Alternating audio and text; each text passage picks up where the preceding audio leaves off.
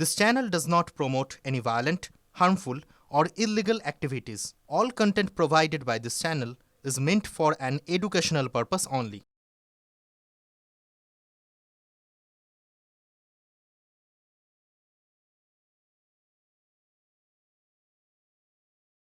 আসানসোলের জঙ্গলে দুর্গাপুরের ছাত্রীর দেহ উদ্ধার হয়েছে। কিশোরীকে ধর্ষণের পর খুন করে জঙ্গলে ফেলে দেওয়ার অভিযোগ তার পরিবারের তরফ থেকে করা হয়েছে। স্কুল যাওয়ার নাম করে বাড়ি থেকে বেরিয়ে আর ফেরেনি ওই ছাত্রী।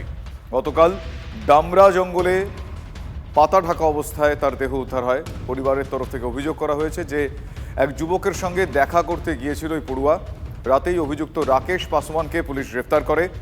দশম শ্রেণীর ছাত্রীর গলায় দাগ রয়েছে, তার পোশাক অবিন্যস্ত অবস্থায় ছিল। ধর্ষণ করে খুন করা হয়েছে বলে স্থানীয়রা আশঙ্কা করছেন। আপনাদের আরও একবার জানিয়ে রাখবো, আসানসোলের জঙ্গলে উদ্ধার হয়েছে দুর্গাপুরের এক ছাত্রীর দেহ। ওই কিশোরীকে ধর্ষণের পর খুন করে জঙ্গলে ফেলে দেওয়ার অভিযোগ তুলছে তার পরিবারের লোকজন। স্কুল যাওয়ার নাম করে বাড়ি থেকে বেরিয়েছিলেন ওই ছাত্রী, তারপর আর বাড়িতে ফেরেননি।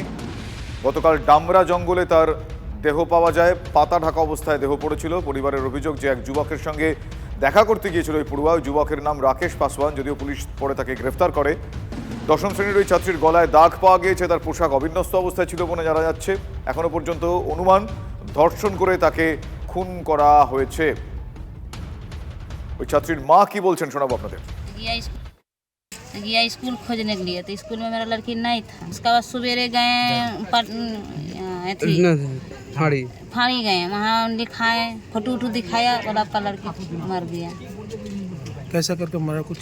पूरा बेरहमी करके मारा है। कौन कुछ पता चला? पता चला राकेश पासवान। कौन है ये राकेश पासवान? कौन है वो? राकेश पासवान मेरा लड़की से बात उत करता था। আপনারা শুনলেন তার পরিবারের তরফ থেকে সরাসরি অভিযোগ করা হয়েছে যে যেই যুবকের সঙ্গে সে দেখা করতে যায় সেই যুবকের দিকেই তারা অভিযোগের আঙুল তুলছেন।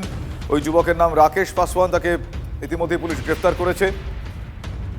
আমার সহকর্মী জয়ন্ত এই মুহূর্তে আমাদের সঙ্গে রয়েছেন। জয়ন্ত, আমি জানতে চাইবো এখনো পর্যন্ত এই ঘটনার কি কিনারা করা সম্ভব হয়েছে, যাকে গ্রেফতার করা হয়েছে তার সম্বন্ধে পুলিশ কি জানছে এবং এখনো পর্যন্ত পুলিশ কি বলছেন?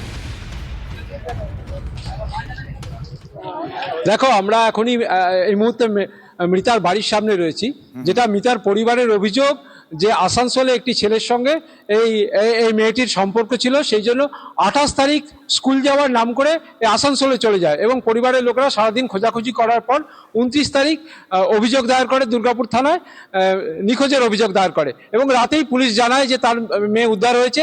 সেই মতো যখন আসানসোলে যায় এবং সেখানে জানতে পারে যে মৃত্যু হয়েছে মেয়েটির এবং তার যে ছবি, সেই ছবি দেখে পরিবারের অভিযোগ মেয়েটিকে গণধর্ষণ করে খুন করা হয়েছে। অর্থাৎ রাজ্যে আবার গণধর্ষণের অভিযোগ উঠেছে এবং ইতিমধ্যে যেটা জানা যাচ্ছে একজনকে পুলিশ ইতিমধ্যে গ্রেপ্তার করেছে। যদিও পরিবার সূত্রে যেটা জানা যাচ্ছে ওই মেয়েটির সঙ্গে ওই ছেলেটির সম্পর্ক ছিল, সেই জন্যই মেয়েটি ছেলেটির ডাকে সাড়া দিয়ে গিয়েছিল আসানসোলে, যদিও পরিবারকে না জানিয়ে গিয়েছিল। এবং এই ঘটনায় যেটা ঘটেছে সেটা হচ্ছে মেয়েটি যখন আসানসোলে পৌঁছায় এবং তারপরে সেই যে ছেলেটির সঙ্গে সম্পর্ক, সে এবং আরো কয়েকজন মিলে মেয়েটিকে গণধর্ষণ করে জঙ্গলের মধ্যে ফেলে রেখে চলে যায়। এই ঘটনায় যারা জড়িত তাদের দৃষ্টান্তমূলক শাস্তি দাবি করেছে এলাকার বাসিন্দারা, যেমন দাবি করেছে এলাকার তৃণমূল নেতা সেও একই দাবি করেছে। সেও জানাচ্ছে যে দোষীদের দৃষ্টান্তমূলক শাস্তি হোক। পরিবার ইতিমধ্যেই আসানসোল রওনা দিয়েছে, পরিবারের সদস্যরা তারা আসানসোলে গিয়ে অভিযোগ দায়ের করবে এমনটাই জানিয়েছে পুলিশের কাছে। বেশ, ধন্যবাদ জয়ন্ত। আমার সহকর্মী জয়ন্ত আমাদের সঙ্গে ছিলেন। আমি এই মুহূর্তে পিসিআরকে বলবো যে ওই মৃতার বাবা কি বলছেন সেটা একবার শোনাতে। मेरा लड़की राकेश पासवान से थोड़ा बहुत बात करता था मोबाइल में, प्यार की तरह वो भुलावा करके बुलाया है।